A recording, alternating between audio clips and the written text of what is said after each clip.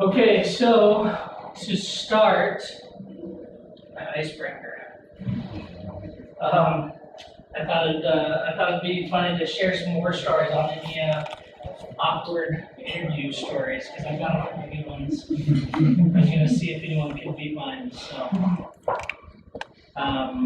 real quick, my name's Kate Garrett. I'm the head of talent at 2%. So, if you find yourself hiring and you ever want to trade ideas, I'd be happy to jump on a call.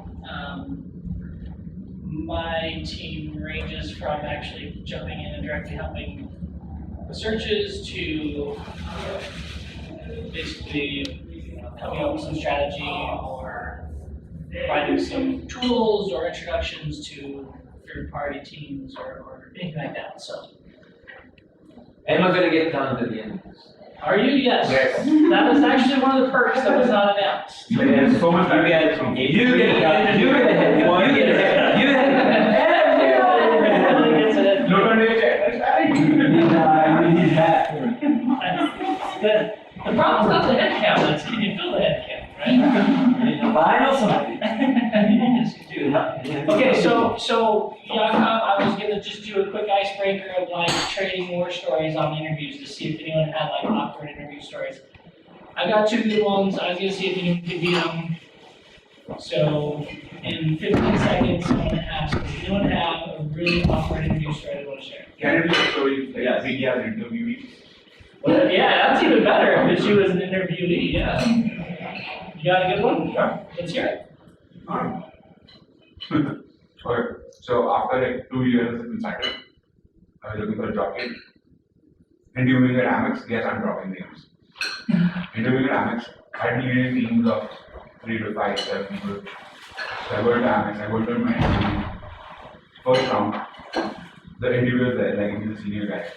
He sits and we talk about my experience, and then he's like, "Oh, you need that teams of people, but you know this role is interview function, right?" And then yeah, but I think that I know the skills that I want to do. He's like, "Yeah, I think we learn a lot, but I think you miss that you won't have a team to work with or a team to lead. I just need to go out for some water. I'm just going to get some water." He walks out. I'm sitting there. 30 minutes. 15 minutes go by, 5 minutes go by, 15 minutes go by, 30 minutes go by. He's not there. Nobody else is coming in. No HR is coming in. So I just I get up, I walk out. I'm like, who should I ask? What's happening? So I just walk on home. And then afterwards, I get a mail saying, I don't really thought like this role is like you're overqualified for this role. Like, so somebody should tell me in that meeting. I was waiting and I just left my door. That's a really good story, actually. That's competitive. That's good. Any others you want to share real quick? Yeah. Jeremy, you got one? I shared this with you. But talked to someone, we had 45 minutes, 12 minutes left in the conversation. I asked a question, kept going. I didn't say a word. 12 minutes were up. I was just like, let's just let it ride. 17 minutes later, still haven't said a word. And I hear, but I don't know if I answered your question. And I said, well, we're over time, so I think we're going to have to end it there. Interviewing's fun. You see all sorts of fun, crazy stories. So my stories, we had a candidate show up. Apparently, they got really hungry during the interview, so they must have a sack of Fruit Loops and a can of root beer. And I mean, that's not terrible. I think, low blood sugar or whatever, but they didn't say anything. The hiring manager's like, it was very awkward. So I think the moral of that story is like, it's okay to like say something in an interview like, oh hey, like my blood sugar's low or I'm hungry. It makes it less awkward. That's not the really cool story. The really cool story is we had a candidate show up. It was like a 4 or 5 hour interview. They decided to do a walk halfway through. You go outside, nice sunny day. Candidate decides to take off his shirt to get some sun while he's interviewing. So I'm going to just recommend not taking off your shirt during the interview. He was walking like that, did he? Well, yeah, once they got back in the building, put the shirt back on. Yeah, he had to get get some sun before we're about to catch. Was it at least a nice day? It was a nice sunny day, so that was good. Okay, so the goal of this session is to talk a little bit about building a recruiting brand, recruiting engineering talent, because we all know it's a struggle. We all know it's a really competitive market. I think it's really important that the recruiting brand you build both within your own team and as a company definitely affects your ability to hire engineering talent. I thought Vivek's question and James's question yesterday was really good, and that is what problem you're trying to solve. In hiring, that is absolutely essential to ask yourself what problem you're trying to solve. So I kind of thought a little bit like some of the questions that I hear is like, or that I'll ask is, are you trying to fill a role? Are you trying to like build a recruiting culture? Are you trying to build a hiring brand? And what are you doing to do all of these things? Because the answer is very different for each question. And I think if you just focus on filling a role, you're missing a great opportunity to attack it at a much higher level that's going to drive really good results as you then go to try to fill the role. Essentially, I feel like each of those questions require a much different answer. And so, in terms of following the advice that Vivek gave us and James gave us, I would definitely start with what problem am I trying to solve? And hopefully the answer is not just trying to fill a role, because I think there's so much more to hiring than just filling a role.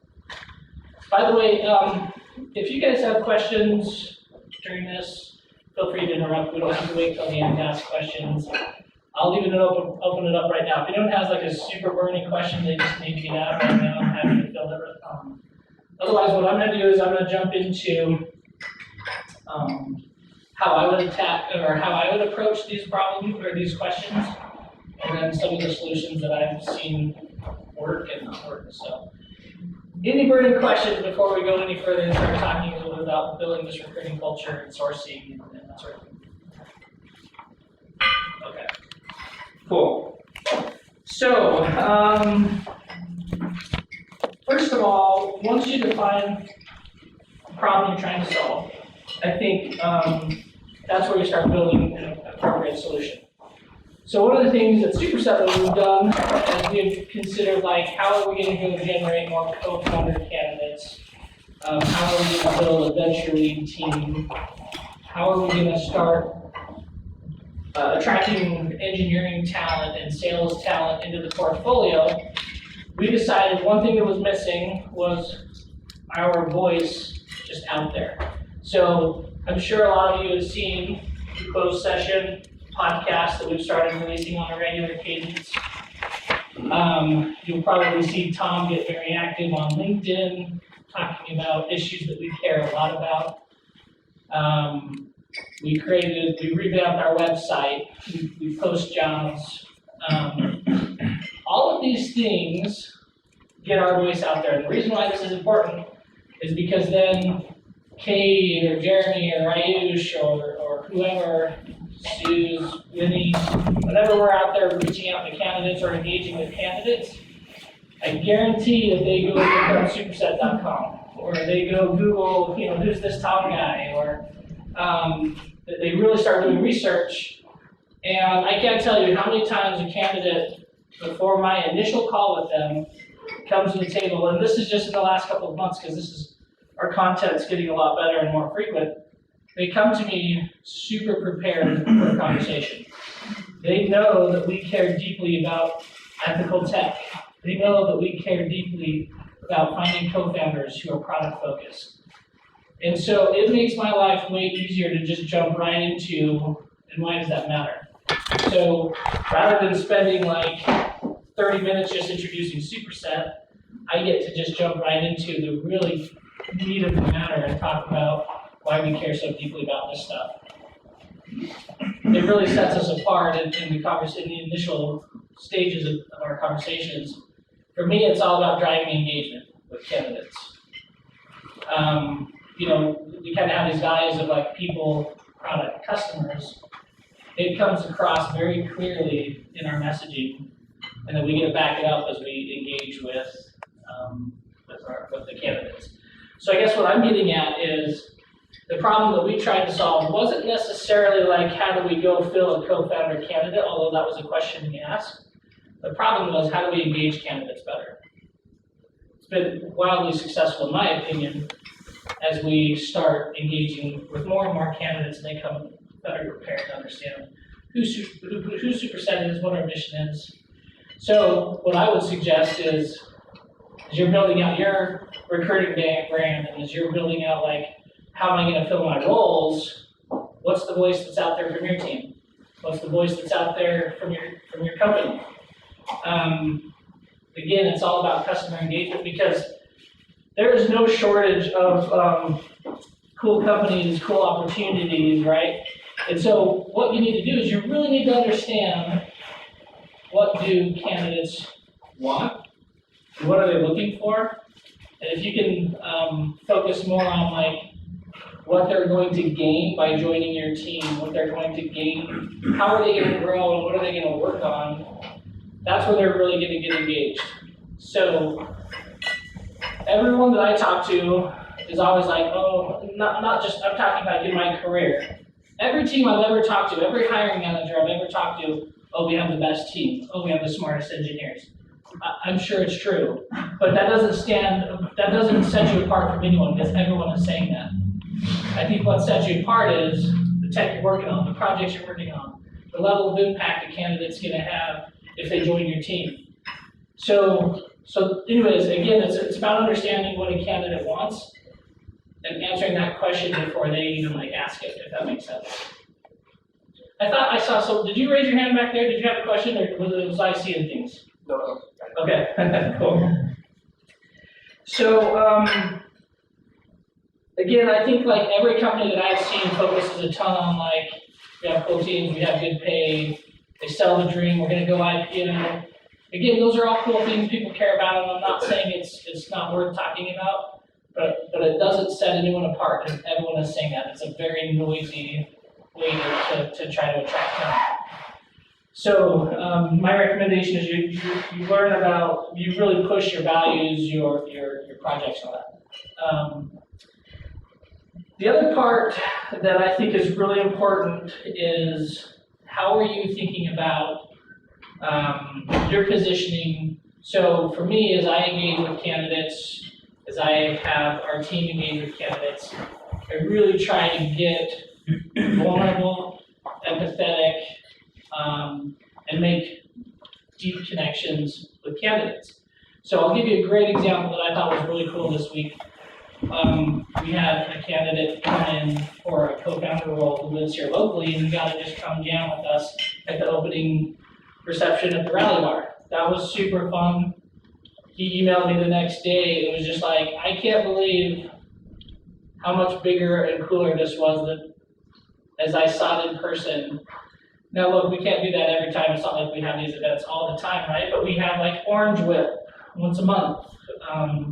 We can come up, I mean, there are things we can do that I think show a very vulnerable side of who we are, and we talk about like, there was a statement said yesterday where perfection is the enemy of revenue, right? Or profit. I actually think that there's if you think about that from a recruiting sense, a lack of connection is actually the enemy of hiring.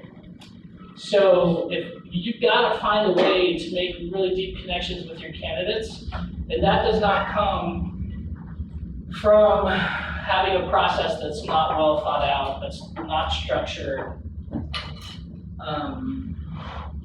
Maybe I could say like apathy is the enemy of hiring. That might be a better way to say that. You've got to care a lot about your process, about your brand, about your voice, about what the candidate is experiencing. Because when they come in and they get to make these connections with you and your team, they're going to want to be part of it. I'll give you a couple of examples that I had. some of you probably know Bryce Cotton. He's at Spectrum right now. He actually joined Salesforce post-acquisition of Crux. I hired him at a company called Proofpoint before I joined Crux, and then I tried to get him at Crux, and he came in post-acquisition. But I'll never forget it. At Proofpoint, we interviewed him, finished the interview, he's walking away. We loved him. We wanted to hire him. And I literally ran downstairs, chased him down in the parking lot, and I was like, Bryce, you can't leave. We want to hire you right now. Like, we love you. And I was talking to him a while later, and he was just like, the reason why I joined Proofpoint was because of that moment. You literally came hoofing down those stairs and chased me down. And he was like, it was super flattering, and I realized you guys cared a whole lot about my experience and me as a person. So when I say like apathy is not the enemy of hiring, like it's really important to care deeply about these candidates and get really personal with them and figure out how you can show that you want them to join your team. Now again, there's a whole evaluation process and all that I'm talking about. When you find someone you want to bring on your team, the sky's the limit of what you can do to show like, we really want you to join and we feel like we have a lot to offer you, we feel like you have a lot to offer us, and we're gonna show it. More than just like, here's an email with an offer letter, right?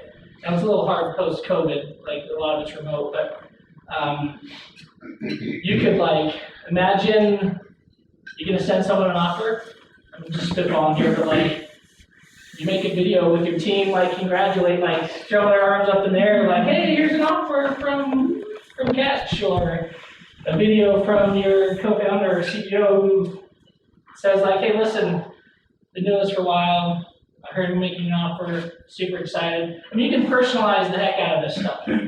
So we can't let the excuse of like a post-COVID world, like there's not as much personalization in this, hold us back. There's so many things we can do to personalize all this and make candidates feel like we care.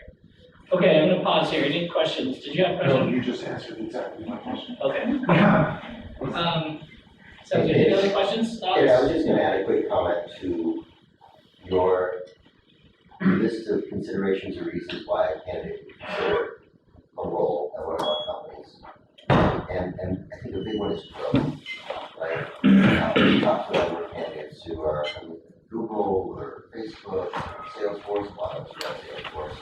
And so when you have the company, and the reason it matters also is a great way to self-select on both sides. Because if they're coming to you with this idea that says, listen, I'm gonna get every nickel off the table. So you're gonna, wherever I had at Facebook, you're gonna match it, or I have a thing at Salesforce, you're gonna match it. I'm always really out there from the get, like, we're not paying, it's early stage, right? We don't pay those kinds of big tech salaries. The opportunity is personal growth, right, and professional growth, well, personal and professional, but in a sense, like, what I like to do is try out a long list of people that we have at this event and other places. Let's take Sally. She started as an entry-level QA engineer, then she became an architect, or then she became a staff engineer, then an architect, now she's running product, whatever, and that's not me, we have dozens and dozens of those. The points that you say is a really powerful way to grab a candidate and to establish the value proposition and the trade-offs that will shape whatever decision they make to join or not. Yeah, I think that's a good point. If anyone has been involved in making offers or hiring, I'm sure you've come across this whole, what about money, or making so much of these big companies. And it's okay to say like, yeah, we don't pay as much as these big tech companies, the FANGs of the world. You can say, I say it early sometimes in the process, and sometimes I say, hey, look, these things have a way of working themselves out, but you've got to believe in the equity, you've got to believe in what we're doing, and you've also got to want to have a huge impact here, because you will be able to do that here. I kind of joke around with people, like, just because you can go buy a piece of furniture from IKEA to assemble it, it doesn't make you a carpenter. And some of these big tech companies, it's kind of something very similar. You might just work on something really small, or you're just assembling things, whereas here you actually get to come build. You get to come grow. So yeah, I think that's a great point. Thanks, Tom. Okay, Wait, I have a question. yes. Following up to that about growth, I think that's a huge value add for superset. Do you feel like a lot of other, or superset companies, do you feel like other companies talk a lot about that? And how do you differentiate from the average other startup that says, oh, you'll have so much opportunity to grow here? That's probably not actually true, but it actually is true at superset. So I think it's okay to embrace the fact that there are other opportunities out there, and yeah, we may not be the only company that offers growth. I think it's actually really important to clarify with them, like, who are you interviewing with? What companies are you talking to? Because I hear people who want to talk about like growth, and they're like, oh, I'm going to this Series D startup, and I'm like, I mean, they probably already have like lots of levels of management, or they already have like 250 employees, 300 employees, like, what part, like, yes, there's growth beyond that, of course, but what growth do you really want? Do you want to take something that's already been built and then you grow it, or do you want to come build something? So what does that growth mean? And I think you just have to dig into it with them. Does that make sense? Does that answer your question? I think it's, you just gotta dig into what that growth means to them, and then be able to point to examples of where they can grow here at Salesforce. So,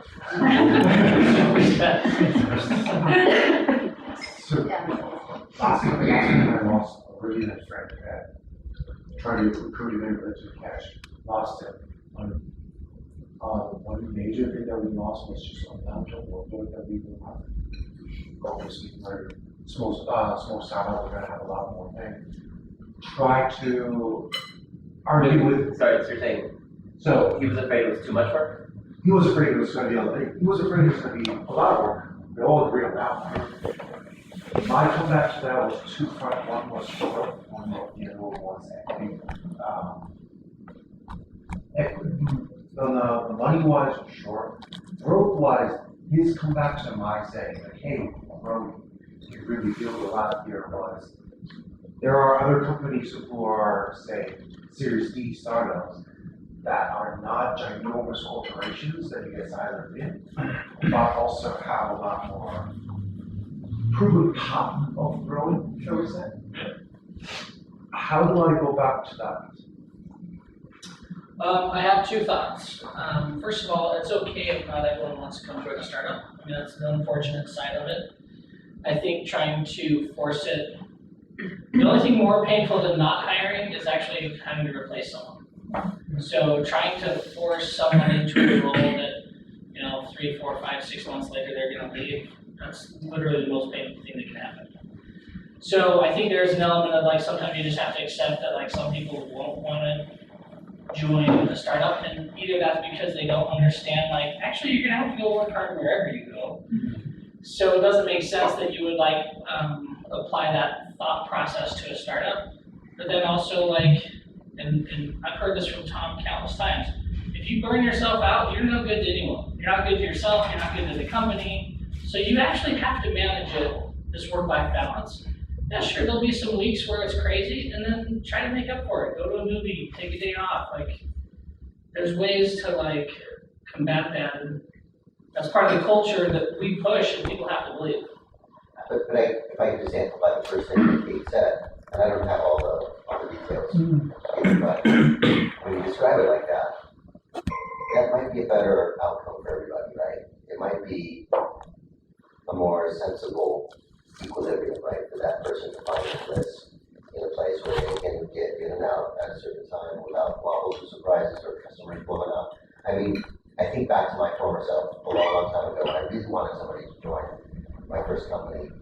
I can be persuasive, I'll like lean in there and try to summon all my powers of persuasion to get them to say yes. And then I realized after the fact, and it's really hard to replace them. It's not that. It's just, and I love them to pieces, but this early stage thing is not everyone's cup of tea. And shame on me for kind of forcing something that they weren't choosing mind, body, and spirit themselves, right? So I think in our zeal to recruit, we can't overshoot the mark as I used to do, right? They have to choose it one. And it's a mistake if we don't give them full disclosure. But I can't tell you that there could be some weekends where things get hot, more dollars, picking up the shovel. I promise you that a customer's implementation might not blow up, and there might be a little work in the heat, and in fact, probably there's going to be a good amount of that. It's better to just say it. Could I ask two questions? Sure. But also sort of one is a little bit of a response. I think sometimes, at least what I've seen is, people can be a little less sophisticated than maybe we give them credit for. And so, you know, they got a headline or a name, but, you know, now the economy has turned, and maybe that was just a horrible decision, right? Because sure, it was a Series D company, but, you know, it was in the market. So my two questions for you are, I guess, number one, with the economy having tipped a little bit, with Facebook stock down, big company stocks down, private companies laying everyone off, like, and maybe it's too early, but have you seen sort of a different tenor from candidates, a different sort of ability to get candidates who maybe before we either lose to bigger companies or lose like the hot Series D startup? And then the second question is, there's always going to be a company that we're competing with that at least ostensibly is growing more quickly, or that is more sexy, or that is more publicity, right? Like there's always the moonshot. How do you convince somebody that, like, you know, you actually don't want that and you want this? Like, how do you? So I actually think it's a similar answer for both questions, if I understand correctly. And that is, you just have to be consistent in what you believe in, and you have to be consistent in your approach. And what I mean by that is, we don't chase candidates in crazy markets, and we don't take advantage of them in down markets. We know what we have to offer.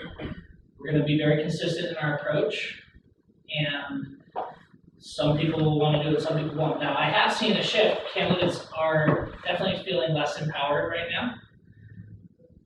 But but also I don't feel like we changed our tone when the market was great for employers, and we're not going to change our tone when it's great for candidates. We're just going to be consistent in our messaging.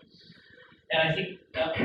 But so do you now say, you know, whereas before recruiting the FANG employees made it into too tall of a task, we should now reorient and start looking for those folks because we know they're disgruntled and so on? Or is the profile the same irrespective of? I think it's always the same in the sense that, now there is an element of like, yeah, sure, maybe their stock's way down and their compensation is much lower because of that.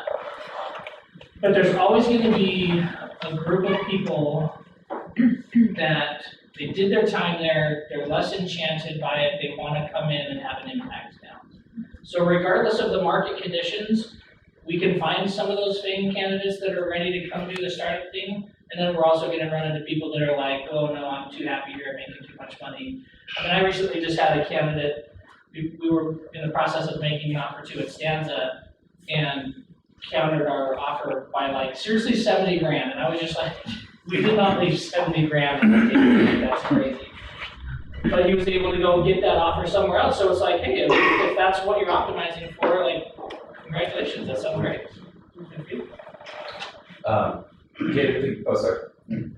One of the things I hear, like, I kind of learned from you is like having a high level of empathy for candidates. And I think that's kind of what you were saying about allowing them to find that equilibrium, right? Like you can't force someone, you have to like empathize with like the position they might be in.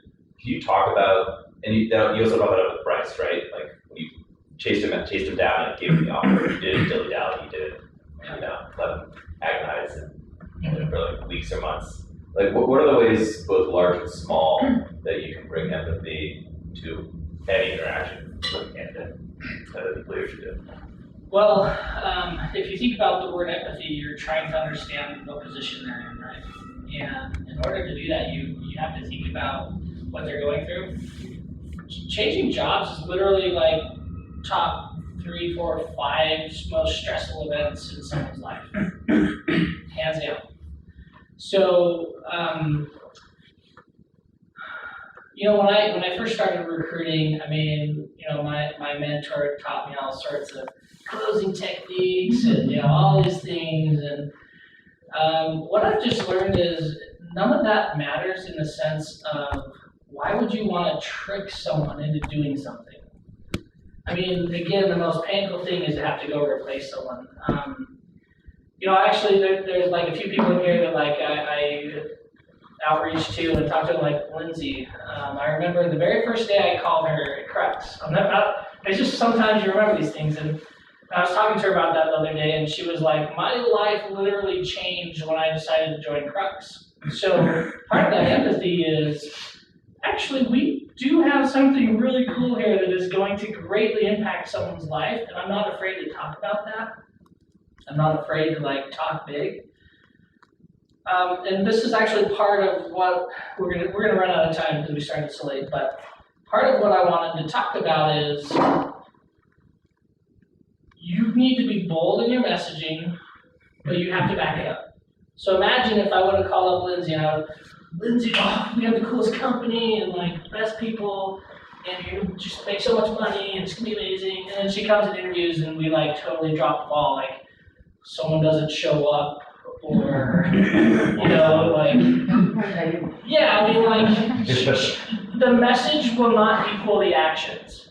And that's what I was gonna focus a lot of this on is like, your actions have to match your message has to match your actions for sure. And so, no, your actions have to match your message. So part of that empathy is like really understanding what a candidate, I mean, again, it's what problem are you trying to solve, right? And the candidate, you have to help the candidate understand what problem they're trying to solve, and then actually show them that like, actually, this could solve the problem of like, you're unsatisfied with your job, you're unsatisfied with your career, you're unsatisfied with like the growth trajectory you have. We can solve those things for you. Also, you can come solve a whole bunch of stuff for us. It's pretty cool. The question that what problem you're trying to solve is actually very fascinating for me in the context of this super summit, because I'm like, man, it fits so perfectly into recruiting. Sorry, I saw a couple of hands. So this is something that you and I discussed about being in the mode of recruiting all the time. Yes. Like we've gone through, like as mentioned, we've gone through like kind of painful experiences where we try to fill like a senior role with more niche expertise. It took us 6-7 months to like just finding enough of a pool to select from. So I just wanted you to kind of reiterate this. Yes, thank you. Okay, so my average time to fill for a tech role that I've seen is 90 days. You go start getting super nuanced, yeah. So what I always say is, if you open up a head count, you're already 3 months behind. So if you're not sourcing all the time, if you are not trying to build a network, if you're not getting your voice out there, if you're not doing blog content, if you're not doing outreach, if you're not trying to connect with people, when you open your head count, you're already 3 months behind. Now, we're all at startups, right? We all wear many different cowboy hats. I was gonna say that. Like we have. One set better than others. We absolutely, like, one of your jobs is literally recruiting, especially if your company doesn't have a recruiter. So when I talk to hiring managers and they're like, well, when are you gonna bring me all these candidates? I'm always like, when are you gonna go get your own candidates? Now, I don't say this, like, I'm not trying to be mean. I'm just saying, like, get a job description out there. Go start spending 1 to 5 hours a week of finding profiles and doing outreach. Get bold in your messaging. Don't wait for someone to solve your hiring problem. Now, there's some other solutions, like open invitation for anyone to reach out to me and say, Kate, I need 30 minutes of your time. I promise you I will give it to you and I will brainstorm with you. I can't, like, not all roles are created equal for me, so I can't promise, like, I'll come fill your role, but I will always sit down with you and brainstorm with you. Like that last point, if I could just, I mean, I've seen it, this failure mode, where anybody, especially senior leadership, sits back in their chair and says, bring me the candidates. Well, you're already there. Yeah. You gotta be out there. It just has to become a habit, like brushing your teeth every day. By posting, by talking to somebody who might know somebody, my voice, and I'm nudging and reminding my people on my team.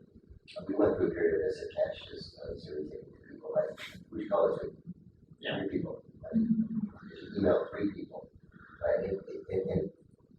And Kate, I mean, is so Kate is a pro to have people who go and get candidates. So you could patch little breaches, right, in that way, but you're not systematic. this is to the point of recruiting culture, and how do you create the habits to Yeah, I mean, I can think of several things to even augment your own effort as a hiring manager. Like, seriously, one day a week, do a lunchathon or a hackathon with your team for 1 hour and just source names. And then you could spend the next couple of weeks reaching out to them. I mean, there's so many things that you could do to drive like recruiting lists or talent pool for you. I mean, Jeremy the other day sent me an email with like, seriously, a ton of names for a search we're working on. I mean, how long did it take you? An hour? I mean, like, in an hour, imagine having 3 or 4 people on your team send you a list of 30 names that they're like, if we could talk to any one of these people, it'd be awesome. So hackathons, lunchathons, like, have you ever sent out an email to your company that said like, hey, these are my openings, buy a lunch if you wanna like refer anyone, like, I mean, there's all sorts of things that you can do. Just, again, none of these things are gonna solve your problem today. They're just gonna start building this recruiting culture that's gonna shave a couple weeks, a month off your time to fill, right? And I think that's the idea in large companies behind the referral codes, right? Like, it's not just like inbound referrals, people who started to look into their own network and find opportunities and match them, people they know. Yeah. Of course, like, you know, large companies, they've got probably put in places that's less personalized, so the comments like monetary aspect of it probably makes sense. Absolutely. But like imagine their ones. The other thing, this is kind of maybe more moonshot type ideas, right? But I remember I was talking to Peter, and we hired Peter, and it was the day you were starting that we were, so his very first day, we were down in Puerto Rico. Like, how cool is that, right? So I called up Peter, he accepted the offer, I was like, I think I said something like, hey, can you do me a favor, could you fly down to Puerto Rico? And Peter was like, oh, yes, I guess. Such a work. Now listen, again, we don't always have these big events, but I'm telling you, orange whips, team events, team dinners, maybe like a team drink, like whatever you're doing to just make it a little bit unique, it's really cool. I mean, I know all of us do offsites. There's little things we can do. If you have a pipeline of candidates, invite them, get them involved. Whatever the case may be, like there's little things we can do. And again, they're not always gonna be Puerto Rico. Orange whip's pretty cool too. So, questions? I think something you said like really struck me where you said, you know, people, my first manager was like teaching you closing techniques, tricks to get your numbers up, people hire. But then I think what you do differently, which is very cool, is you keep in touch with people you recruited after they've joined the companies. So now they're doing how they're doing well, what else could have, like, yeah. Can you talk a little bit more about that? Like, what do you learn about people after they've joined, and how do you use that to recruit them the next step? Yeah, I think that's good. I think there's a couple ways to think about it, and one is there's been quite a few times in my career where I've hired someone at a company and then hired them again at another company. So you can look at your past hires as a feedback loop or potential candidates. But I think the other thing is it's totally okay to like iterate on what we're doing, right? I think I can't remember if it was Tom or Vivek talking yesterday about Josh made a mistake. And like he owned it and he iterated on it and fixed it. In recruiting and hiring, that's totally okay if like it's, we can iterate on it, we can change things, we can do things differently. So I think it's a good idea to ask people like, hey, what went well during the interview process? What didn't go well? What can we do better? Like, even like with some of the co-founders, we've tried to understand like, what was one thing that surprised you, or was it what you were expecting after joining? And got some really good feedback that I wasn't expecting for sure. So feedback loops is great, absolutely. Can I just make sort of a shameless plug, but also just like, hopefully stating the obvious, but I feel like one of the reasons of an event like this is recruiting and retention, right? So, you know, the way I think about it is, get on an airplane, spend $1,000, and somebody stays for another year, or another 2 years, or maybe starts to tell their friends, oh, like I work at this place, all these cool people, and, you know, today I'm working at Catch, but like, you know, one day I'm gonna work with that guy Nathaniel, right? Like, Yeah, right here. Not tomorrow. No, not even starting. I said the next company, right? Like, I also think that I hope that people are leveraging the broader community as a selling point. I think it is in conversations I'm having with people. And like these sorts of events, like, to the point about like the hackathons or the orange trips, like, you gotta put in the effort, and you gotta set an example for your team, and you gotta prioritize it. And if you don't, I think you're gonna get left behind. Absolutely. Okay, we're really close to time, and there's a ton of content we didn't cover.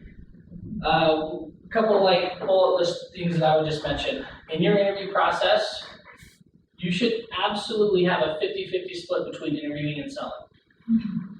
So definitely be mindful of like your balance between interviewing and selling. Look, I have all sorts of resources. If you need interview questions, if you need job descriptions, if you need leveling tools, if you need compensation spreadsheets, please communicate with me, talk to me, come to me. I can't promise I can run a search for you, but I can promise you that I've got tools and help for you for sure. To Jeremy's point, as a community, I think understanding who has these open roles. Honestly, I've had a ton of success over the last 2 months of sharing pipeline with multiple companies and having both companies make hires. We had 2 candidates that are now in the hive who interviewed at 2 of the companies. I mean, how great was that we were literally stealing time with other companies? So they were like, oh, I'm interviewing at 2 companies, but really it was like, I don't care where you end up, you're just in the hive. So he interviewed with less external companies because he was interviewing with more internal companies. So I've had some people get a little nervous about doing stuff like that, but I'm like, it just helps you. And we ended up filling both roles at both companies. So the community part of what we're doing, whether it's just sharing tricks or secrets, or whether it's sharing pipeline, it's all good things. It all strengthens. Yeah, and as people get competitive in those kind of situations, it's happening. Yeah. We urge everybody to just remember that, there's an actual human being on the other side, not an asset. Yeah. It's not a piece of cattle, they've got to choose. So if they chose the other company, okay, they found their place, so let's be happy, right? Yeah. And I think, and they're not going to do that, and get hanging out from the Yeah. I really appreciate everyone being here. If you feel like, I'm sorry we don't have more time, there's so many things we could talk about, from sourcing strategies. There's lots of tools that I could share with you. If you have more questions, track me down. Is there one last burning question before we wrap up? I'll just mention, I don't know, I'm just thinking back to when I first started hiring, which wasn't all that long ago, and people need to be comfortable with where they are, and when you lose someone at the end of the hiring process, it sucks, but you have to get over that really fast when you start hiring people, because that happens. Yeah. No, I agree. I'm going to stick with my line. Apathy is the enemy of hiring. Like, for reals, we have to care deeply about this. We have to put a ton of work into it. And please communicate about it. Bad ideas are around. Let's not get apathetic about what we're doing and just sit back and wait and stuff. Thanks,